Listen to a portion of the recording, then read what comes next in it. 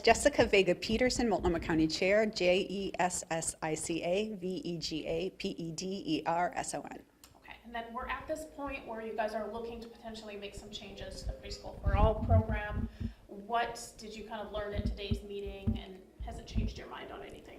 Yeah, no, today's meeting was a really important one because it grounded the board in kind of the history of Preschool for All, what were some of the values and priorities in creating the program that was a really community-driven process, where we are right now in the implementation, the things from the original measure that have been implemented successfully, and then what does the path to universal access look like going forward. So right now we have some new pieces of information that were shared last week. One of them is that as we look at the changing demographics of the population in Multnomah County, the number of 3- and 4-year-olds that we expect to have in 2030, was our original goal date for universality, has actually decreased. So instead of 11,500, it's more about 7,500 right now.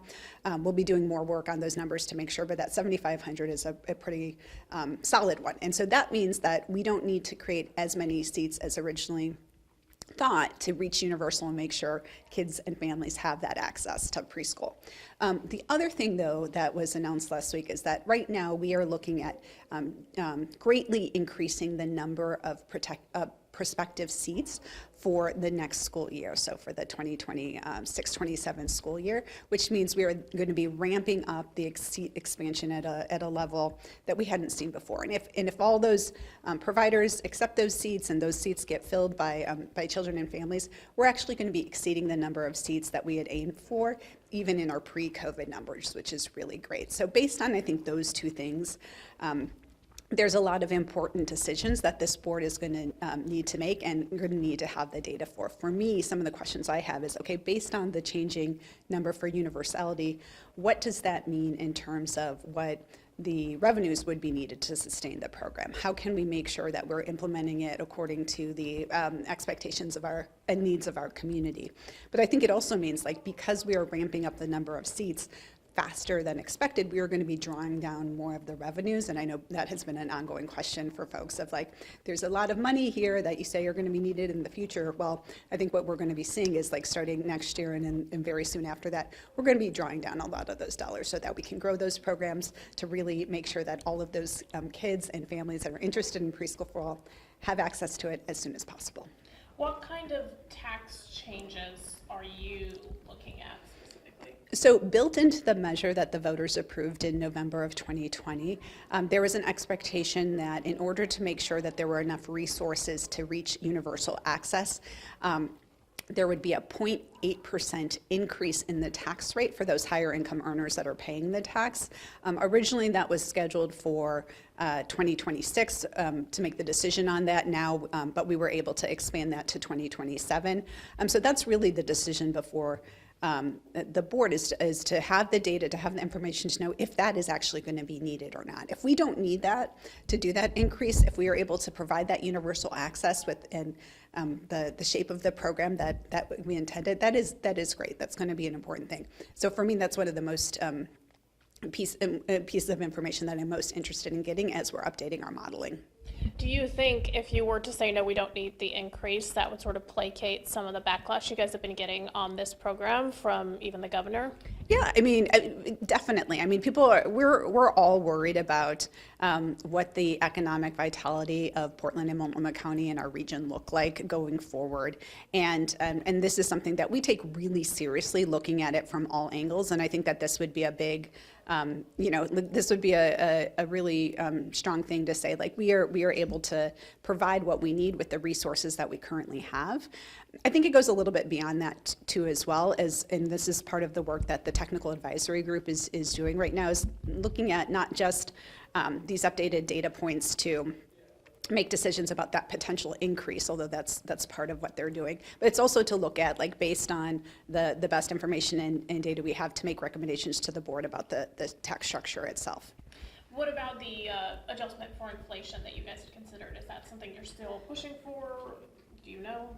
Yeah, so that is one of the things that the technical advisory group is contemplating is indexing. We know that the Metro has added indexing to the supportive housing services measure, so that is one of the things that we are looking at as well. And again, I think that what we heard really strongly from the board previously when this was considered is, do we have the information we need to be making decisions as a whole? And I think what I heard from some of the commissioners is they were uncomfortable doing things kind of piecemeal, knowing that this work is happening right now to take a look at the program, its future, and the tax rate and revenues that are needed going forward. When do you expect to have those recommendations? So right now we have a technical advisory group, a policy advisory, program advisory group that is meeting. We expect to get those recommendations to the board in early spring of 2026. And then you'll be making a decision at that point? Yeah, and then the board, I think, will be able to take those recommendations to have a series of discussions. I imagine we'll have more engagement with the community on that. Really, in order to make changes that would be in effect for calendar year 27, we would need to make those decisions and take board action by August. So for me, it's like getting recommendations, having a lot of time for good board discussion to get the updated numbers on what it's looking like for 27 so that this board can take the actions with a good deliberation and confidence in what the decision is. The new number for people needing this service, when did that when were you informed about that? Was that today? No, that was news that came out last week. So it was one of the people who are on the technical advisory group is a demographer, and so they were in, that was a group that I placed people on as per the measure. The chair's office convenes this group, and I wanted to make sure that we had the best and updated demographic information as we were doing the modeling and thinking about what the future of the program really looked like. So that was a really important position on that. So that person was able to provide some updated information that was shared with the TAG last week and was also shared with the board prior to that meeting. Last question. I know the governor has taken an interest in this. Have you had ongoing conversations with her as you decide what changes to make? Yeah, I mean, I know that the governor and the mayor as well is really interested in the economic, recovery and thriving of Portland and Multnomah County. I am as well, and so is this board. So we've had discussions more in that vein, not specifically for Preschool for All. I think what happened this past year is that there was a really strong pushback against any plans to put a moratorium on the program, to stop what was happening with Preschool for All, because we know that this is benefiting thousands of families and workers and children in Multnomah County. We have small businesses, and what we heard today, that these are small businesses that are mostly women-owned, that they are owned by women in community in neighborhoods all across the county that have been able to start businesses or expand businesses because of the stability and security that Preschool for All funding has provided to them. When I started this work, we knew that one of the reasons that childcare and preschool was so expensive, even though that the workers weren't paid a lot and we didn't have enough seats, is because there was a lack of stability in funding. So this has made a huge difference to small business owners in our community, to entrepreneurs in our community, as well as providing that stability to parents, that they're able to, have good preschool for their children. They're able to participate in the workplace, and they have more money in their pockets to be able to spend in our community as well. You guys have mentioned before that you don't know whether or not there's any validity to the claim that high earners are leaving because of this tax. Is that one of the things that you're asking these task forces to look into, is whether or not that's happening? Yeah, I mean, during COVID and right after COVID, there was so much fluctuation in what was happening. And so that is definitely something that we're looking at. And I've always said, we cannot be buried with our head in the sand when it comes to really having a clear picture and a clear understanding of what is happening in our community. So this is something that the TAG is going to be talking about. This is information that the board is interested in, that we are going to be hearing, because for me, we have a commitment and a responsibility to the voters who passed Preschool for All to make sure that we have a successful revenue mechanism that is going to allow us to build and sustain this program of universal preschool access. If we have a revenue structure, a tax mechanism that is actually pushing out the people that pay that is not a stable or sustainable mechanism, and we need to be able to respond to that. So I'm open to all the information that's going to provide us with the information we need to make sure that we can fulfill that commitment to voters. Anything else you want to add? No, I mean, this is, the more conversation we have, the more discussion we have about preschool for all, I think is really healthy for our community, because we hear not just about what the plans are, but what is actually happening right now. And I'm really thrilled that we are hearing loud and clear that people are interested in this program. There is demand to have more seats here, and that Multnomah County is able to respond to that and actually meet that need and demand. So I'm really proud of the work that's happening with our preschool and early learning division, and I'm really glad of the support that we have on this board of the program as well. Thanks so much. Yeah, Appreciate it. thank you so much. Have a good day. Today's session, what did you learn? What are things that you're taking forward and considering potential changes to the tax structure? Well, I'm really excited that we are on a path toward universal pre-K much sooner than we anticipated. I still want a little bit of clarity about how our population numbers change so dramatically. But, if that holds, if that seems to be accurate, and our now new projection numbers is closer to 7,500, and we can reach that as soon as potentially next year, I couldn't be more excited. I think there's still work to do around figuring out our rates and making sure that they're not advantaging or disadvantaging, a 6-hour day versus a 12-hour day. I do support half day or only a certain number of days, because I really believe in family choice and what is right for a family. So there are some things that we're moving past just that priority population that we're going to dig into, that I'm excited about, because I think it's gonna again meet the needs of families. We had a conversation about inclusion policy, and what that really is about, it's about making sure that we're providing the right levels of supports for children who are being identified as having a delay of some sort and potentially disability, and making sure that we're approaching it in a way that they're successful and the school is successful. And that's work that we've been working on over the past year, that I've been very involved in. There's more to do. I think we're going to have a conversation about, do we need to allow for some additional resources, some better coordination. I'm really excited about that. On the tax policy side, I think it opens up the conversation now around, first and foremost, we're scheduled to do a tax increase of 0.8% on the tax in 2027. I would say my priority, if that revenue, if our revenue exceeds our need, is probably to not implement that first. I haven't seen any numbers to tell me what that does, and if there is additional conversations to be had. But for me, I think delaying or pushing off indefinitely that increase is probably my top thing to consider as a tax change based on this new information. If they come back and say that the tax is not needed, do you think that will be enough? If you decide to delay this tax or not put it into place, the increase, is that enough to stave off some of the pushback you guys have been getting from the governor even, and people interested in economic growth? Yeah, I'm going to be very honest. I don't agree with their argument, because I don't understand what their definition of economic growth is. This program is one of the most cost-effective economic growth programs happening anywhere in this region. How many programs have created 200 or expanded 200 private businesses? How many have created nearly 1,000 jobs? How many policies have allowed a significant number of families to increase their family income by 22%? This is one of the most effective economic development programs there is. That is why it's being adopted in places like New Mexico, Washington, D.C., and others. This is an incredibly effective economic development program. So my question is, what are you talking about when you say economic development? It's not something that created 1,000 jobs. It's not 200 businesses starting or expanding. I don't understand that conversation. Now, if you want to talk about tax burden and where we should or shouldn't have tax burden, that is a very different conversation.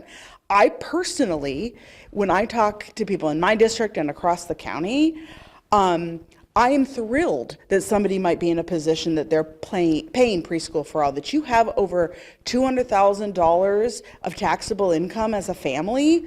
I am thrilled for you. You are doing better, frankly, than a lot of your neighbors. We can talk about the right balance because nobody's interested in taxing beyond our need.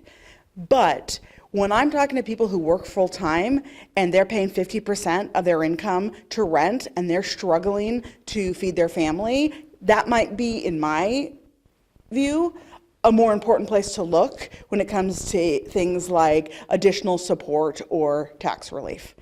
Probably not the people who are still benefiting in this economy.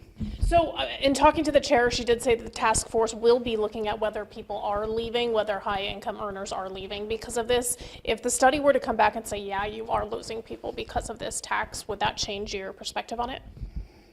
Well, I think you have to look at that in relationship to total population change. You know, I looked at Portland Metro's data. I do think we have a population issue, but their own data says the issue is that the people who are moving in have a lower income than the people who are moving out. Well, that exact income is the people who are moving in have an average household income of $80,000. The people who are moving out have an average income of $120,000. Neither of those qualify for the preschool for all tax, which means that's not a factor. Now, if you look at migration as a whole, not just in our region, but nationally, it correlates much more with age than it does with income.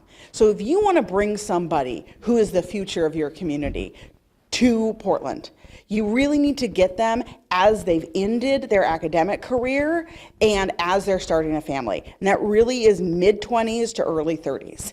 It's very, very clear. It is overwhelmingly when people are willing to move and resettle. Preschool for All is one of the best strategies to do that. After people have children, they don't move. It is, regardless of income, it is static at 4% until you reach your mid-60s. Then you see another blip. And that's when people decide, you know, I actually want to go live closer to my grandchildren, or I don't need this big of a house, or I don't have to be close to work anymore because I retired and I want to go live at the beach. But again, they're not going to be our future economic drivers. So it is a question of where we invest. Are we investing in people who are not going to move statistically, who are near the end of their careers, which means they are very unlikely to be starting new businesses, creating, you know, the next generation of Columbia and Nike and Schnitzer? Or is that who we give tax breaks to? Do we give it to retirees who, you know, are making their income off capital gains, which is making money off of your money? Good for you, but I don't think that should be a lower tax rate than people who earn income. If I'm being strategic and I'm thinking, what is the future of Multnomah County and the future of the city of Portland, I want to bring in that young talent. I want you to live here. I want you to be able to afford a house, have high quality public education, and universal pre-K. That is the competitive advantage that our region desperately needs. We cannot be investing our money in people who are already making $400,000, $500,000, $600,000 a year, either at a very high paying job, or, let's be real, probably they're close to retirement or retired and it's off of the money they already made. They're not the future. Please stay, we'd love you to stay, but if I have to make strategic investments, which is what elected officials need to do, I got to think about the future. And the future is that late 20s, early 30s, highly educated individual who's making a decision about where they want to have their family, and I'm doing everything I can to make Portland and Multnomah County incredibly competitive. Thanks so much. Thank you. Let's talk a little bit about what today's meeting brought up and, you know, looking ahead. I like the haircut. You cut your hair, right? No, it's not in a ponytail. Okay, gotcha. All right, yeah. For the record, it's not in a ponytail. This is going to be the hottest take of the day. All right. I thought you were going to ask me how to spell my name. No, I think we got that. By Okay. now. You know, we've got enough of reps Okay. there that I think we got it. But yeah, if you want to just talk a little bit about how today went and what you learned from the meeting. Yes, today was one of a series of meetings we're having on universal preschool here in Multnomah County. We've had different topic areas. Today we focused on the implementation. So about 2 weeks ago, we received some new information that we're much closer to universal preschool than we had anticipated. which is good news. So for me, I was doing a deeper dive into, if we're getting closer to universal preschool, how are we guaranteeing sort of geographic access? How are we ensuring consistent, high quality preschool across the county? And then also student safety. So those are things I was focusing on. Now that we have, we're getting close to the number of slots we need. The other question I have, which will be, I think, as part of an ongoing series, is the cost estimates for the program, and what assumptions are we making in terms of those cost estimates. We know that next year we're going to have consideration of both the cost and how it's financed. So many of my questions today were around just the assumptions that are being made, and the pretty dramatic revelation a couple weeks ago that instead of 11,000 students, universal access is actually closer to 7,500, which should make a pretty significant change in the cost estimates.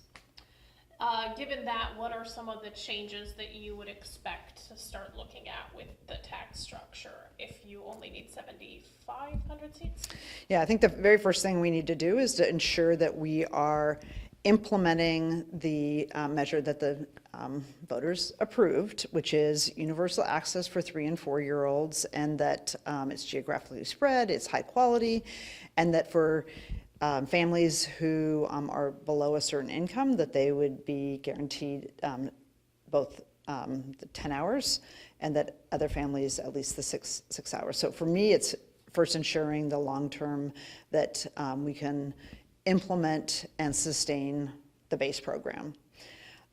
Assuming we can do that, I think it's important that we index the tax. It wasn't indexed, and this means just basically it's adjusting it for inflation, which is a very standard element of most tax provisions, so it's somewhat surprising that this wasn't indexed, and this just means that people aren't actually falling into the tax bracket just solely because of their income has increased just from inflation, which has been quite high over the last 5 years since the implementation. That's one thing.